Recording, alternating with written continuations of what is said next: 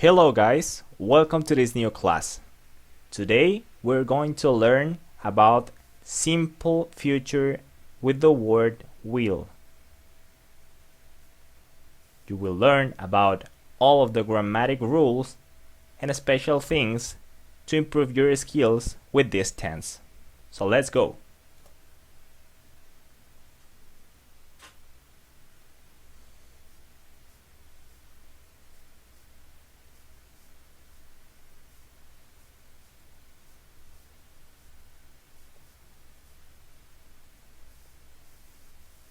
Now we are going to learn for what we use the simple future with the word will. We use the future simple with will to predict the future. It is the basic way we talk about the future in English. We can use it for future facts and for things that are less certain. We have two examples to show each of these uses. The first one, the sun will rise at 7 a.m. That's a future fact. Why? Because it is true that every day the sun rises at 7 a.m. That is something that is always true. The second example, I think the conservatives will win the next election. That is something that is less certain, because it is possible that the conservatives win the election or that they don't. We don't know.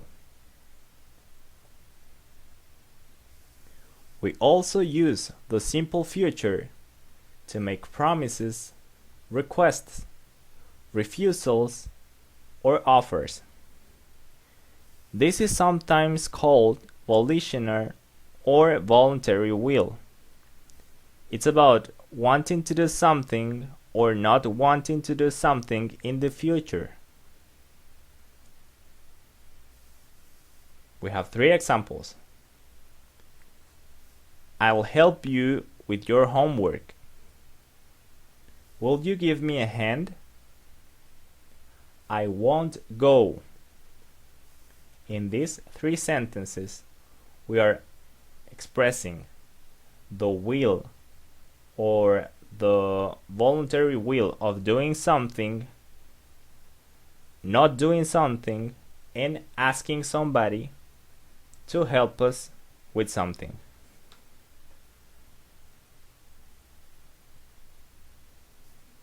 In a similar way, we often use will when we are talking about a decision at the moment of speaking. In that specific moment, we are usually making an offer or promise or talking about something that we want to do. For example, the person A says, I'm cold, and the person B answers, I'll close the window. That was a decision that the person B took in that precise moment.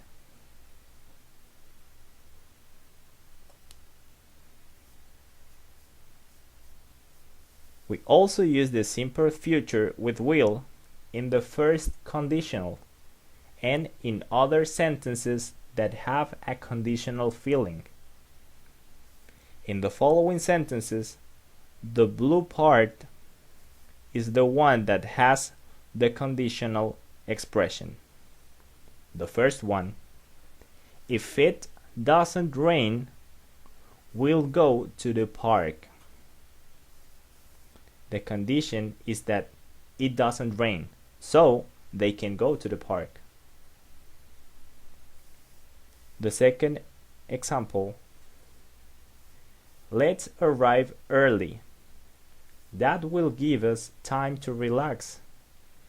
The condition is to arrive early, so they can have time to relax. If they don't arrive early, they couldn't relax.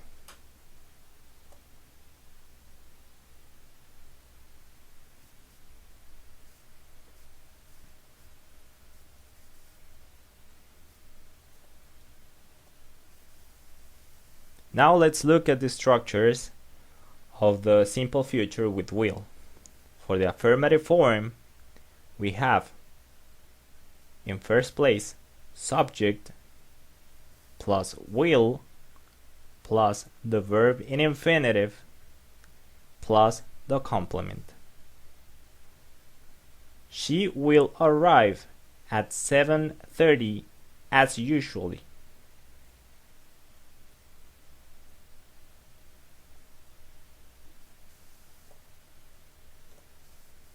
For the negative form, we have, in first place, the subject, and we have the word willed, followed by the word not, or if we want to, we can contract will not with the word want. We can use will not or want. It's the same. Plus the verb in infinitive, and finally the complement.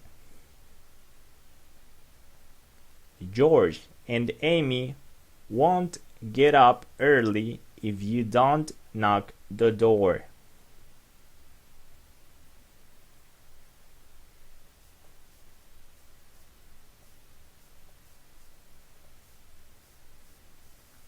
For the interrogative form, the first thing that we have to write is the word will. Will plus subject plus the verb in infinitive plus the complement and the question mark. Will your mom help us with the trip planning?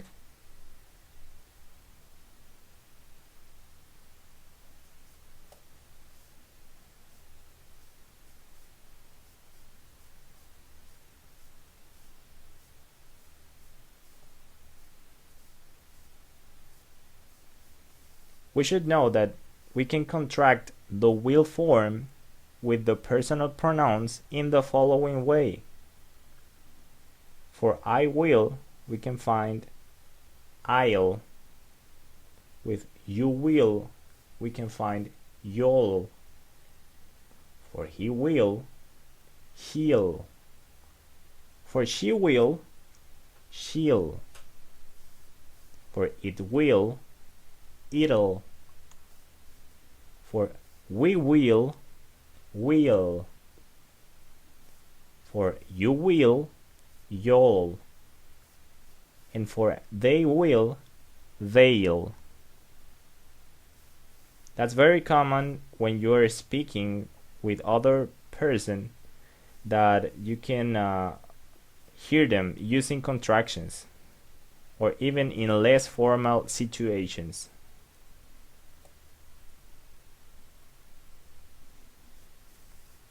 Now we're going to learn about the simple future using the word shall.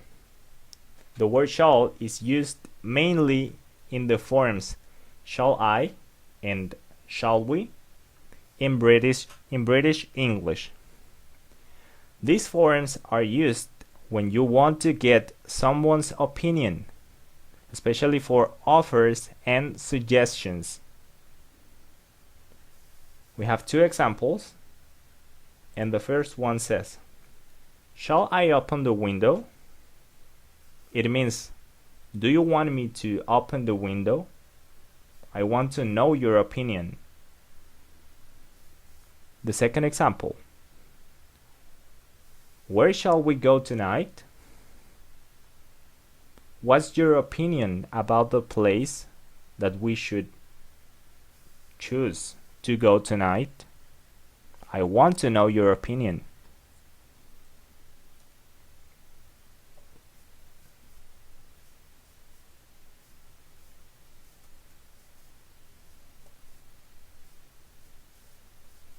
Now we are going to learn about other form of the future.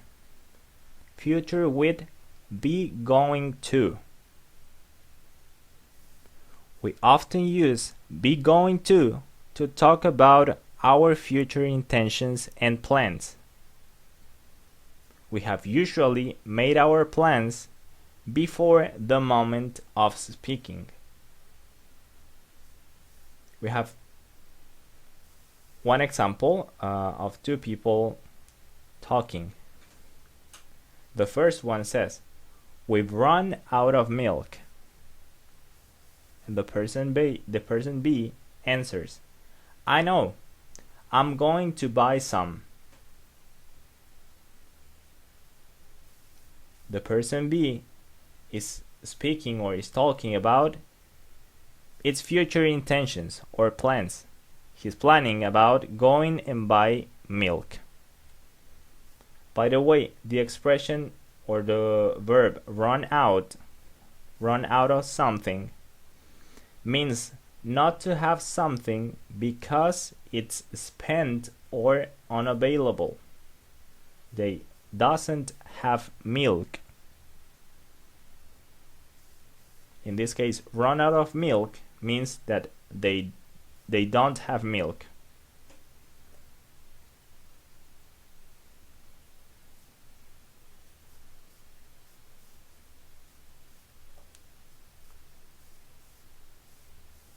We can also use be going to make a prediction about the future. Often it's possible to use both be going to and will, but it's more common to use be going to if we can see the evidence in the present. For example, in the following two examples, the words that are in color blue are the evidence that the people have to say or to predict what is going to happen in the future. The first one says, "Look at those boys playing football.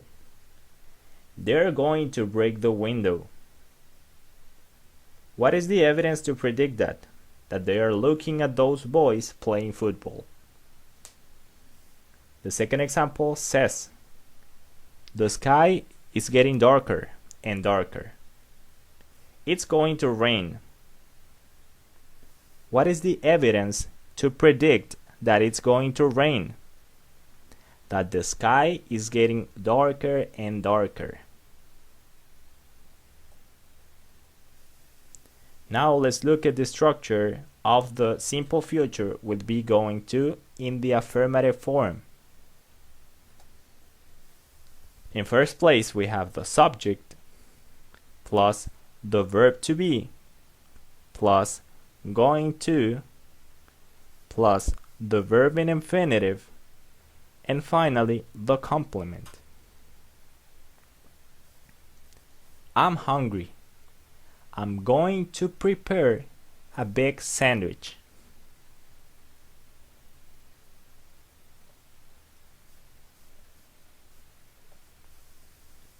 Now for the negative form, in first place we have subject followed by the verb to be plus the word not plus going to plus the verb in infinitive and finally the complement. We are too far. We are not going to arrive on time.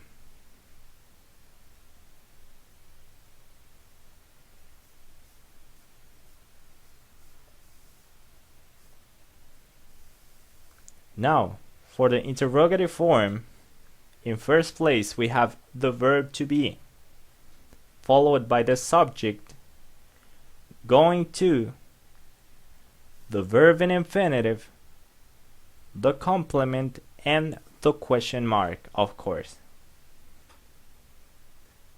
Is Amelia going to run with this cold weather?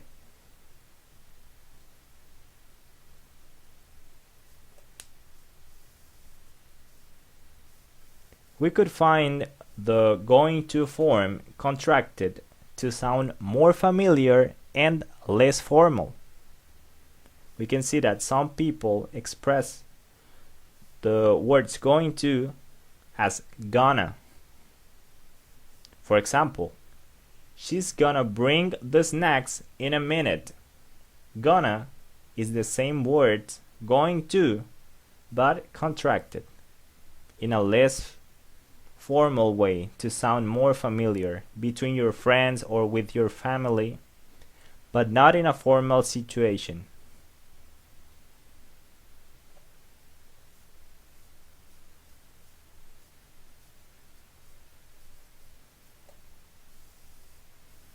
Well, guys, this is the end of the class. Thank you very much for paying attention.